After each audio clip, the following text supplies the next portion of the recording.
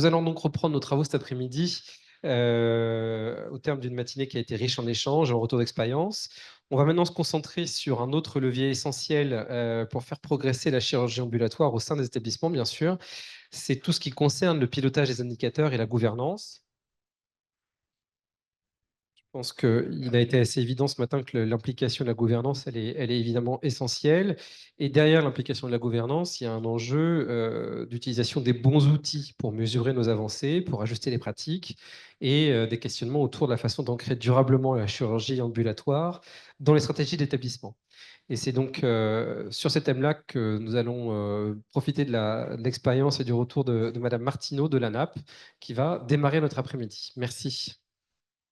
Merci à vous pour cette invitation. Donc, effectivement, je me présente. Moi, je suis Magali Martineau. Je suis expert sur les parcours chirurgicaux à l'ANAP et donc expert notamment sur les parcours en chirurgie ambulatoire. Et donc, du coup, pour ce petit moment postprandial, on va parler d'indicateurs de pilotage et de gouvernance. Donc, comme on vous a expliqué ce matin, effectivement, la chirurgie ambulatoire, c'est des flux patients, des parcours. Et donc, tout ça, en fait, il faut pouvoir mesurer sa performance pour savoir si effectivement on est efficient dans nos parcours. Donc, on va vous faire un état des lieux des indicateurs disponibles. Pourquoi les mettre en place? Les indicateurs pour qui?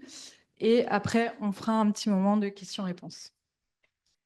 Donc, au niveau des indicateurs qui sont à notre disposition dans les établissements de santé, donc on a, comme on l'a évoqué ce matin avec Monsieur Montant, l'outil Visuchir. On a aussi également les données de PMSI et on va avoir des indicateurs qu'on peut récupérer en interne dans un établissement de santé. Donc, l'outil Visuchir, voilà, c'est un outil qui fait une approche par acte CCAM et qui permet de se comparer avec les autres établissements de santé en France. Les données de PMSI, c'est des données qui peuvent être extraites via votre DIM ou le contrôleur de gestion et ou disponible sur la plateforme Scan Santé. Et vous avez une liste des indicateurs qui sont internes, qui sont disponibles, dont notamment les indicateurs HAS. Nous, ce qu'on vous dit, c'est que chaque indicateur doit être choisi par la gouvernance en fonction des objectifs listés et indiqués sur la charte de chirurgie ambulatoire. Et chaque indicateur, forcément, ils sont évolutifs dans le temps au fur et à mesure de l'atteinte des objectifs et spécifiques à chaque structure puisque définis en lien avec les projets. Donc, on va faire un rapide focus sur Visuchir vu on vous l'a présenté assez largement ce matin. Donc, c'est un outil qui est disponible en accès libre sur le site internet suivant. Donc, vous avez le lien et il permet d'analyser, de suivre, de comparer, de suivre une démarche RAC, d'estimer un potentiel de développement, de mesurer la qualité des soins, d'évaluer les pratiques professionnelles et organisationnelles, d'aider à la recomposition de l'offre régionale et de construire une stratégie. Comme on vous l'a dit ce matin, il y a trois outils disponibles, donc Visuchir établissement, Visuchir spécialité et Visuchir région. Comme on vous les a expliqués ce matin, je ne vais pas m'étaler sur ces trois outils, mais on va se concentrer sur les indicateurs vraiment spécifiques qu'on peut retrouver sur Visuchir. Donc, on a le volume de chirurgie ambulatoire, le volume potentiel ambulatoire, le taux potentiel ambulatoire, le taux de chirurgie ambulatoire, le volume d'innovation, volume d'ambulatoire innovant, la performance, l'organisation. On a l'âge des patients et la qualité via le taux et le volume de réhospitalisation à 1 et 30 jours. Par rapport au PMSI, donc, on vous fait une petite définition du PMSI. Donc, c'est le programme de médicalisation des systèmes d'information. Et l'ambulatoire, il est défini ainsi dans le PMSI. Donc, c'est des séjours GHM avec un troisième caractère en C, un acte classant opératoire. Donc, le C correspond à la chirurgie, ou des séjours dans les 7 racines présentées dans la diapositive suivante. Il y a des actes qui ne sont pas classés en C, mais qui font partie de l'activité de chirurgie ambulatoire. La durée, forcément, c'est 0 nuit. Un mode d'entrée du domicile ou substitut du domicile. Donc, ça peut très bien être des patients qui viennent de structures médico-sociales comme des EHPAD. et en dehors des urgences. Et le mode de sortie, c'est le domicile ou le substitut de domicile. Donc les 7 racines, c'est des racines en K.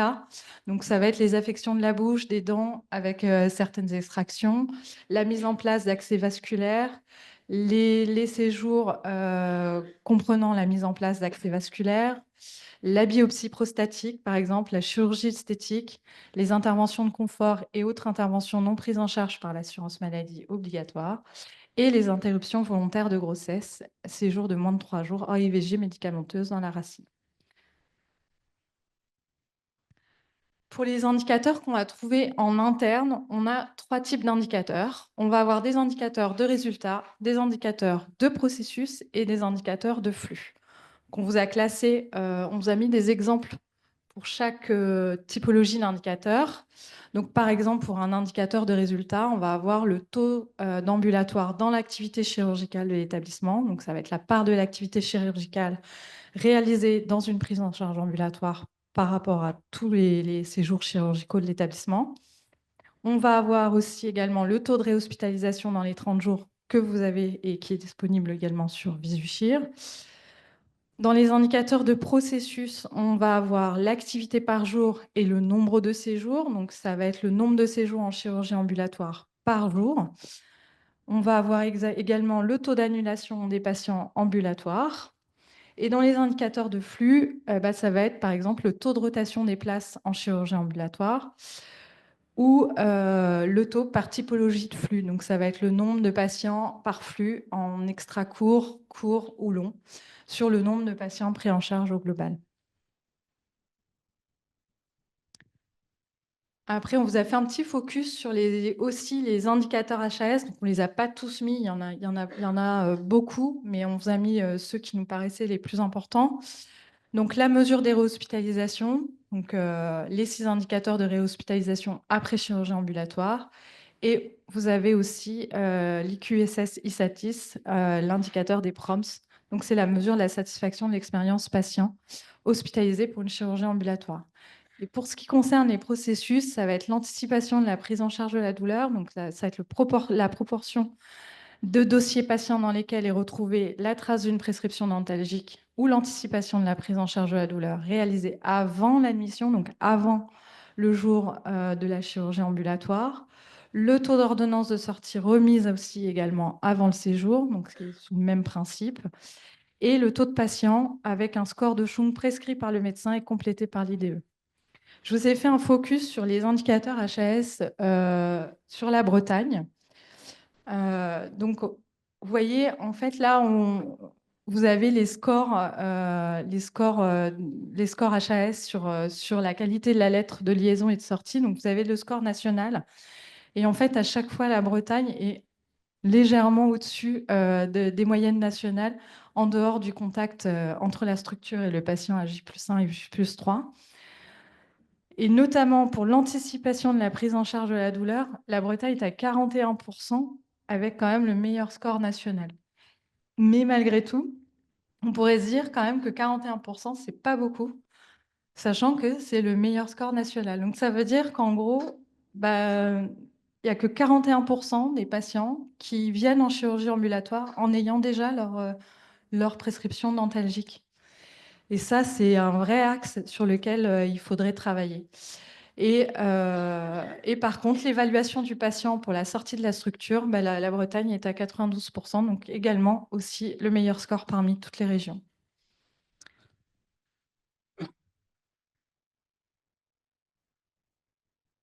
Donc après, on va parler de pourquoi mettre des indicateurs. Effectivement, une fois qu'on est allé chercher les chiffres, qu'est-ce qu'on va en faire et pourquoi on va les utiliser?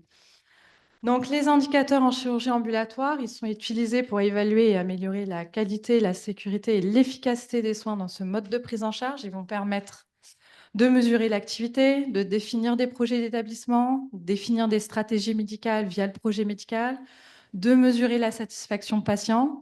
Donc, pour cet intitulé-là, on va aller plutôt utiliser des indicateurs de résultats, donc le taux d'ambulatoire, le taux d'annulation, le taux de conversion ou le taux de réhospitalisation.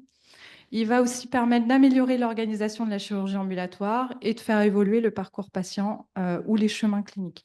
Et donc là, pour ces deux items-là, on va choisir des indicateurs plutôt de type de flux, donc le taux de rotation et le taux par typologie de flux.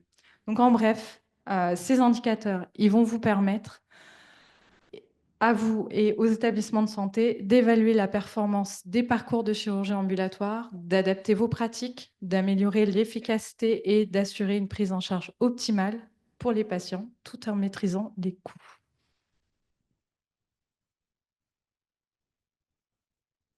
Après, une fois qu'on a déterminé et qu'on a récolté nos indicateurs, à qui on va les transmettre? Ça, c'est une grande question aussi. Selon les acteurs concernés, il est possible d'adapter le contenu, hein. Donc, chaque modalité de reporting doit être adaptée en fréquence et en contenu. Le contenu doit être opérationnel quand il est transmis aux équipes et stratégique quand il est transmis pour la gouvernance.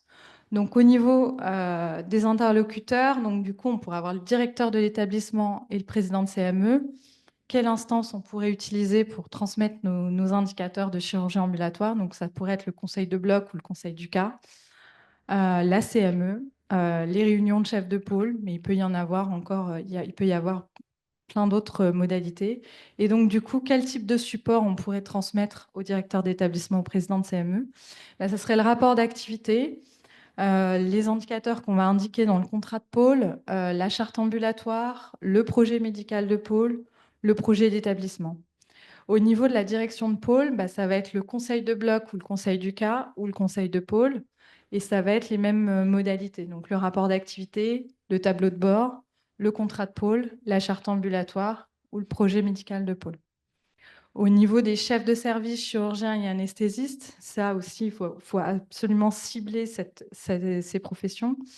Ça va être des réunions d'équipe, des conseils de bloc élargis ou conseils du cas, via un tableau de bord détaillé par spécialité ou via le projet médical de pôle. Et au niveau des équipes du cas ou de bloc opératoire, ça va être également des réunions d'équipe, conseil de bloc élargi ou conseil du cas, ou la commission de soins par exemple. Et donc là, on sera sur un tableau de bord plutôt simplifié avec les grandes lignes du projet médical de pôle.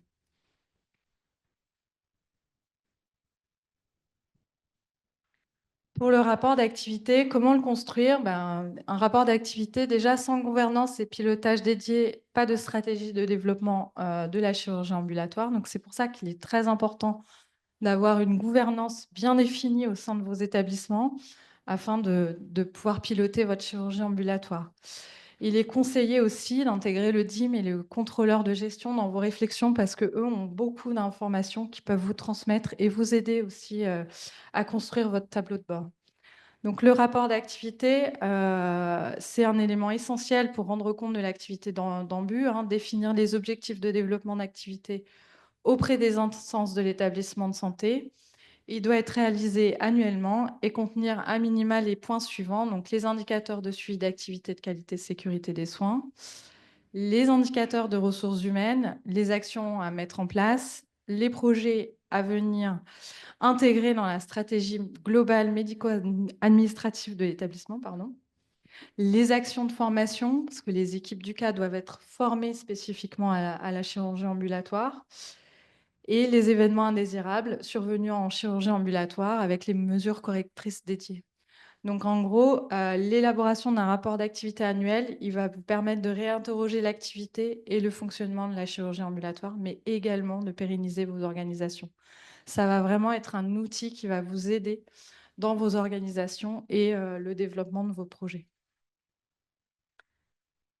Avez-vous des questions? Je vous ai mis le QR code via le lien de notre production 80% de chirurgie ambulatoire, les clés pour accélérer si vous voulez le flasher et l'avoir sur vos téléphones.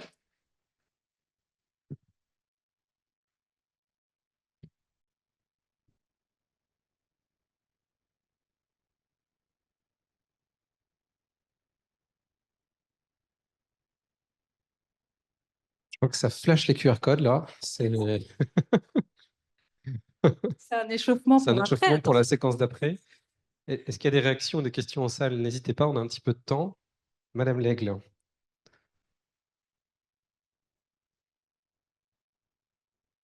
Ancienne Lègue, représentante des usagers justement dans un établissement MCO. Je ne vois pas dans vos indicateurs, vous oubliez un peu la commission des usagers. C'est un point important aussi pour participer aux actions d'amélioration. Et entre autres, on est aujourd'hui questionné lors La visitation S. eh oui, Effectivement. l'expert visiteur sur les indicateurs. Quels sont les indicateurs pour vous qui devraient être améliorés dans l'établissement? Donc, c'est bien aussi d'inclure la commission des usagers dans les établissements et dans justement les Effectivement, indicateurs. vous avez raison, c'est un oubli.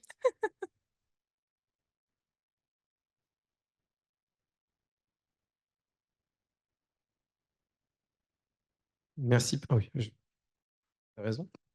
Merci pour cette remarque, cette question.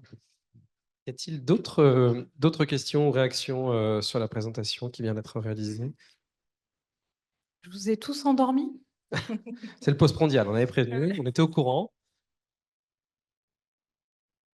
Ou des réactions par rapport à ce matin, bien sûr, on me le glisse en coulisses.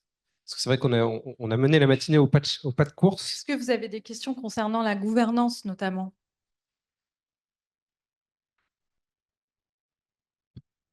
Ou des réactions où vous pouvez nous partager un petit peu comment c'est organisé au niveau de votre gouvernance dans vos établissements.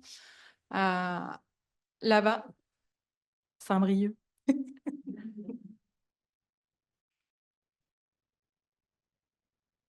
Roselle Neufol-Duros, bloc opératoire Saint-Brieuc. Est-ce que vous avez des recommandations sur, on a parlé beaucoup des flux ce matin, donc sur les flux des patients, l'organisation des programmes opératoires et des flux des patients d'ambu. Est-ce que vous avez des recommandations là-dessus? Par rapport au placement des patients en but dans le programme opératoire, c'est ça? Par exemple. Bah, effectivement, c'est sûr que quand on est une grosse structure et quand c'est possible d'avoir une salle de bloc opératoire dédiée à la chirurgie ambulatoire, effectivement, ça peut faciliter les flux. Faut aussi qu'au niveau de la salle de réveil, bah, ça suive ce flux, hein. Donc, par rapport au dimensionnement des salles de réveil sur des salles de chirurgie ambulatoire, on est sur 2 places pour une salle. Contrairement à une salle de bloc opératoire où ça va être de l'hospitalisation conventionnelle, où on est plutôt sur 1 à 1,5 places par salle de chirurgie. Tout dépend des horaires d'ouverture de la chirurgie ambulatoire, je vous dirais. En fait, si on est, et ça on ne l'a pas trop évoqué ce matin, mais les horaires de la chirurgie ambulatoire, ils doivent être en adéquation avec les horaires du bloc opératoire.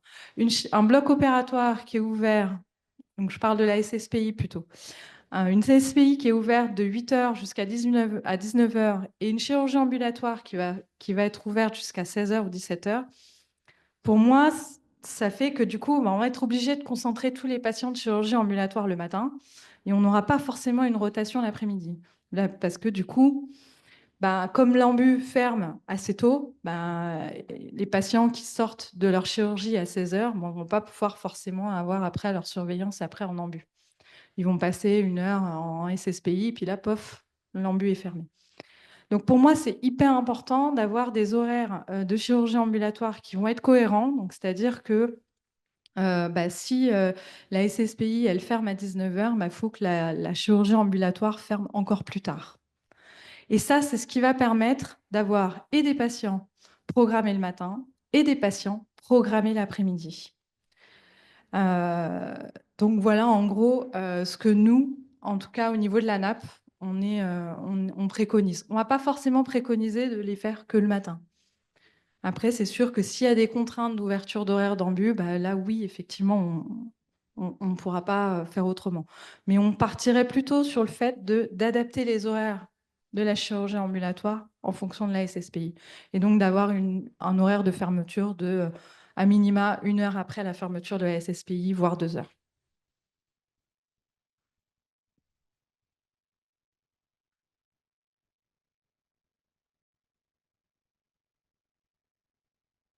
Il y a aussi un enjeu de qui a la main sur les programmations. Je serais curieux de savoir dans l'Assemblée, est-ce que vous avez des cellules de coordination qui décident du programme des chirurgiens ou est-ce que c'est les chirurgiens qui programment? C'est aussi un enjeu.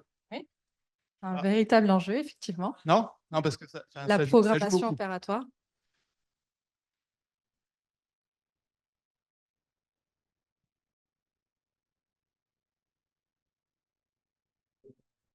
Et même, je dirais même est-ce que les UCAP participent à la cellule de programmation? Ça, pour moi, c'est aussi un élément essentiel. Moi, je suis chirurgien pédiatrique à Brest, au CHU. Et c'est nous qui programmons nos patients. Marche, On oui. m'entend? Oui, oui. Toutes spécialités confondues dans le bloc où je travaille. Donc, il y a des ORL, des gynécos, des ophtalmos et nous, les chirurgiens pédiatriques. Et par contre, c'est vérifié chaque spécialité doit vérifier en staff son programme. Et la cellule de programmation, normalement, chaque spécialité doit être représentée. Donc, ça permet d'avoir la mainmise tout le long du processus de décision. À 20h. Pour le CSPI ferme à quelle heure? SSPI. Bah, la SSPI en continu puisqu'on a un système de garde. La maternité Oui, mais et les urgences il y a pédiatriques. une. Mais la salle de réveil de pédiatrie ferme plus tôt par contre. On a un Ouais. gap, elle ferme à 17h et par contre l'ambu 20h. Ah, voilà. Mais les salles tournent jusqu'à 17h normalement. Bah, parfait. C'est ce qui vous permet de faire de l'ambu éventuellement l'après-midi, j'imagine. Ah oui, toute la journée. Ouais, voilà. Mais c'est un peu juste des fois pour le dernier patient quand même. On est d'accord. Ouais. Faut Donc là, c'est choisir toujours le là où bon. la salle de programmation va Faut essayer choisir le de- bon premier patient. Faut choisir aussi le bon dernier, effectivement. Merci pour ces échanges. Est-ce qu'il y a d'autres questions, réactions dans la salle? Monsieur Bontemps.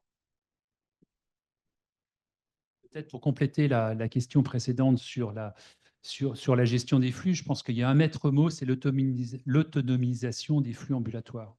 Alors, où effectivement on a un bloc ambulatoire dédié, et dans ce cas-là, l'autonomisation des flux, elle est beaucoup plus facile par rapport au reste, ou si on n'a pas de bloc opératoire, il faudrait une salle dédiée en ambulatoire pour justement ne pas être perturbé par les autres flux, hein, qui sont les flux d'urgence, les flux de chirurgie complète, ou alors effectivement faire des plages dédiées à la chirurgie ambulatoire. Mais le pire, je pense, scénario, c'est de commencer par de la chirurgie conventionnelle et de mettre la chirurgie ambulatoire après la chirurgie conventionnelle, parce que vous ne maîtrisez pas le temps, par exemple, d'une prothèse. Alors effectivement, les chirurgiens, ils préfèrent souvent commencer par des choses lourdes le matin et ils mettent ensuite le moins lourd, entre guillemets, par la suite. Mais là, c'est pire pour l'ambulatoire parce que votre ambulatoire, vous ne pouvez plus le maîtriser le temps.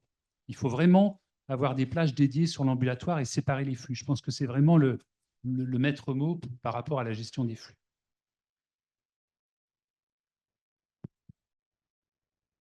Merci. Moi, je crois que ça discute dans la salle, comme quoi le sujet est d'intérêt et fait réagir.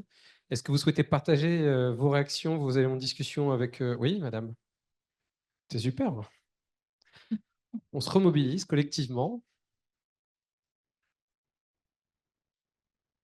Bonjour, je suis Valérie Cartier, donc coordinatrice en chirurgie ambulatoire à l'hôpital du Mans. Moi, je ne sais pas si c'est c'est en lien avec le thème, mais en tout cas, ma question était, nous avons des patients qui ont des poses de peak line, de midline, que nous accueillons aussi en ambulatoire. Nous avons aussi des patients de la radiologie interventionnelle qui en fait sont accueillis chez nous parce que nous n'avons pas de structure adaptée en lien avec la radiologie. Donc j'aimerais savoir si quelqu'un a une idée ou fait comme nous ou je ne sais pas. Enfin, je souhaiterais avoir vos retours à ce niveau-là. En tout cas, je vous remercie. Voilà.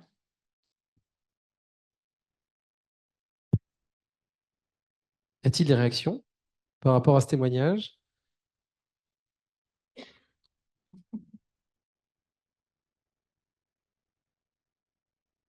Alors, réglementairement, c'est de la médecine. Donc, réglementairement, on ne peut pas mettre la radiologie interventionnelle dans une unité de chirurgie ambulatoire. C'est la même problématique que les endoscopies dont on a évoqué effectivement ce matin le problème.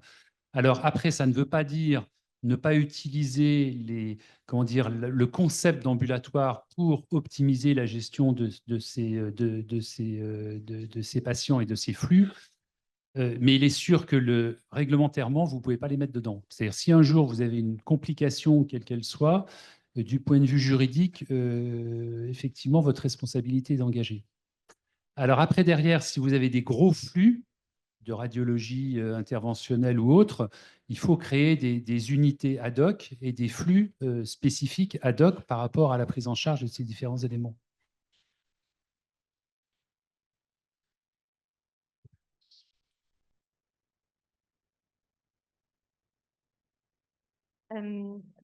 En fait, ce sont les chirurgiens qui demandent cette intervention-là, enfin, cet acte-là, pardon. Donc, ils sont référents, ils sont là sur le terrain. Et donc, voilà, ils ont l'habitude de l'unité d'ambulatoire, puisqu'en fait, on a 3 UK ouverts de 6h45 à 21h. Et donc, en fait, la médecine étant tout le temps complète, enfin ça, je l'apprends à personne, ben, en fait, voilà, c'est nous qui absorbons cette activité. De même qu'on peut aussi absorber une activité extérieure, donc des cliniques, par exemple. Je ne sais pas, hein, je vous dis, moi, les choses telles qu'elles sont, ça m'intéresse de savoir comment on peut faire évoluer tout ça. Et voilà. Et en termes de valorisation de l'activité, du coup, comment c'est valorisé pour la chirurgie ambulatoire, pour le service de chirurgie ambulatoire, du Alors, coup? en fait, C'est comptabilisé dans le pôle médecine ou dans le pôle chirurgie? aucune idée. Ça serait intéressant à Non, savoir. je vais vous dire, Parce que si je ça ne se sais trouve, pas. vous utilisez les ressources du pôle Alors, chirurgie et alors, l'argent va dans le pôle médecine. Ouais, mais bah, en fait, c'est en lien avec un chirurgien. Je ne sais pas. Non, je ne vais pas vous dire n'importe quoi. Non. C'est pour Je ça ne que sais je pas. disais que le contrôleur de gestion et le DIM, ils sont importants dans vos réflexions. C'est des choses qu'il faut Creuser. aller voir et aller regarder, Ouais, mais je n'ai effectivement. pas été encore jusque-là. Faut apprendre à les connaître. Oui, non, mais oui. Bah, ça avance, ça avance. Mais en tout cas, merci. Merci pour De votre rien. retour.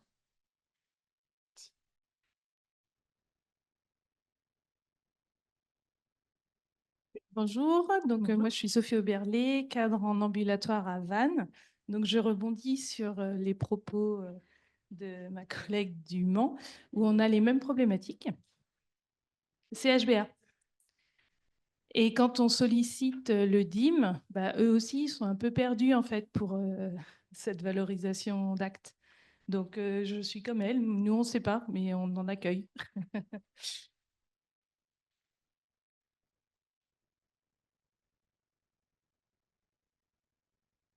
Alors, en fait, la problématique, elle est double. Premièrement, aujourd'hui, la chirurgie tout court, hein, on n'est même pas sur de l'ambulatoire, il n'y a pas de définition légale de ce qu'est un acte chirurgical.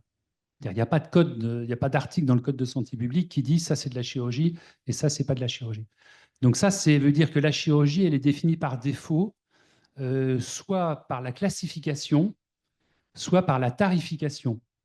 En ce qui concerne la tarification, comme on est sur des séjours d'hospitalisation, elle se fait sous le PMSI et c'est le PMSI qui oriente l'acte dès lors qu'il est effectivement dans la classification PMSI vers des séjours chirurgicaux ou vers des séjours médicaux. Ce que vous évoquez, les derniers exemples, c'est considéré comme de la médecine. Donc, ça va les orienter vers des séjours valorisés médecine. Qui soit en unité de chirurgie ambulatoire, qui soit dans un service de chirurgie, qui soit pratiqué par un chirurgien, qu'importe. La valorisation ne tient pas compte de ces différents éléments. Ça, c'est un premier point effectivement à souligner. Le deuxième point à souligner, c'est comme vous l'évoquez, en fait, la frontière entre la chirurgie et la médecine est de plus en plus poreuse. Pourquoi? Parce que tout simplement, on était avant dans de l'incisionnel et maintenant, on évolue de plus en plus vers l'interventionnel.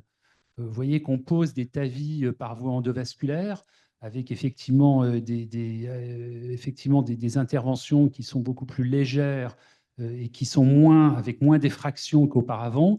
Donc très probablement, ça va évoluer dans l'avenir. Je pense que la séparation qui est aujourd'hui réglementaire et aujourd'hui tarifaire entre d'un côté la chirurgie, la vraie chirurgie et l'interventionnel, je pense que dans l'avenir, elle va s'estomper du fait de l'évolution des techniques. Mais aujourd'hui, à ce jour, les séjours que vous évoquez sont considérés comme de la médecine, donc ils sont valorisés comme de la médecine, quel que soit le DIM hein, ou quel que soit le contrôleur de gestion. Alors après, la question est si vous avez ces gros volumes, parce qu'effectivement, c'est des techniques qui vont se développer dans l'avenir, il faut effectivement organiser la prise en charge et vous baser sur le modèle de l'ambulatoire, de la chirurgie ambulatoire, pour mettre en place des unités dédiées, des flux dédiés par rapport à ces différents éléments, puisqu'en fait, c'est des flux courts, voire des flux ultra courts que vous évoquez.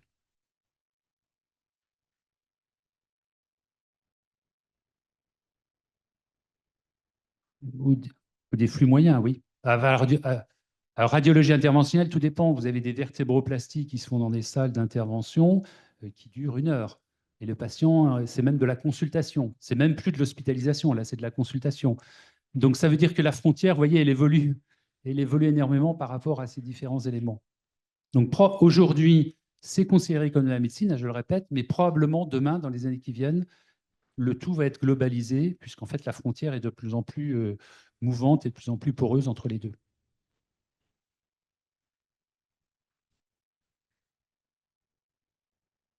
Bonjour, Nathalie Elou. Moi, je travaille à l'hôpital de Lorient. On a exactement la même problématique puisque dans notre service d'ambulatoire, on accueille de la radiologie interventionnelle, les chambres implantables, mais elles sont classantes, je pense, et elles sont mises par les chirurgiens. Et on a notre gros volume d'endoscopie digestive. Alors, il y a une partie aussi d'endoscopie qui est interventionnelle. Donc, celle-là, je pense qu'elle a toute sa place en chirurgie. Parce qu'elle est faite quand même dans une salle de radiologie interventionnelle au bloc opératoire sous anesthésie, peu importe. Alors, j'aimerais savoir comment ça se passe lorsque les endoscopies digestives ne doivent plus être admises dans des services de chirurgie ambulatoire, dans les autres structures. Elles sont admises dans des hôpitaux de jour de gastro-entérologie qu'il faut créer, quoi, en fait, dans les hôpitaux. de médecine. Ouais. HDJ médecine. Il y a du boulot, ouais. De structuration de l'offre, on est bien d'accord. Complète, hein. Là, l'idée n'est pas de dire c'est pas bien. L'idée, c'est simplement c'est des gros flux. Et ces gros flux, ils doivent être séparés des flux d'unités de chirurgie ambulatoire. Les endoscopies, c'est des gros volumes, aussi importants qu'effectivement la chirurgie. Donc, il faut créer des structures, des centres, l'équivalent des centres d'endoscopie, l'équivalent des unités de chirurgie ambulatoire, avec des flux séparés, avec des flux courts le plus souvent. Hein. Enfin, ça dépend aussi du type d'endoscopie que vous faites. Ah, vous avez les circuits à part. Donc, voilà, les circuits, les flux différents, bien sûr. Tout à fait. Et voir hors bloc. Voir hors bloc, tout à fait. Tout à fait.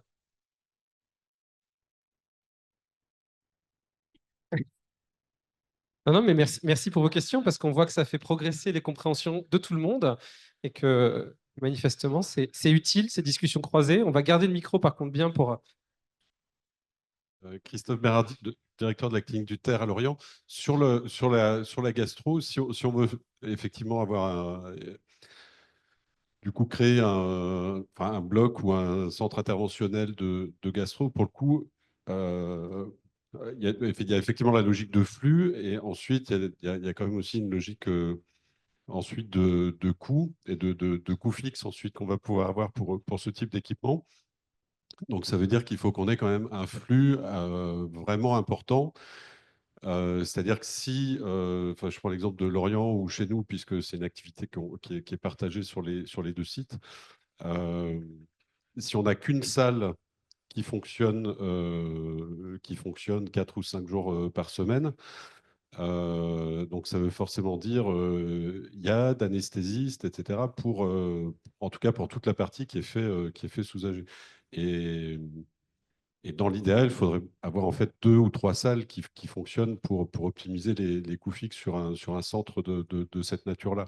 Alors vous me direz que vu les délais d'attente et les besoins en termes de diagnostic, ça permettrait peut-être de décupler l'offre de soins et de réduire les files actives, mais il y a quand même il y a quand même ce souci-là. Et la plupart du temps, dans les centres hospitaliers moyens ou les cliniques, on est effectivement à une salle. Enfin, si on a une salle de gastro qui fonctionne, je parle enfin, uniquement sous AG, si on en a une qui fonctionne par jour, c'est déjà une grosse activité.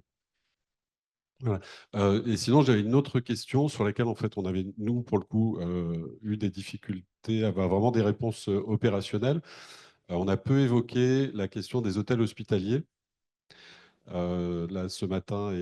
Et pour le coup, nous, on avait question qui était assez opérationnelle, c'est-à-dire comment est-ce qu'on fait sans créer une structure, mais par convention avec un hôtel, comment est-ce que d'un point de vue opérationnel, on peut s'y prendre? C'est-à-dire, est-ce que c'est nous qui faisons une convention? Est-ce que c'est...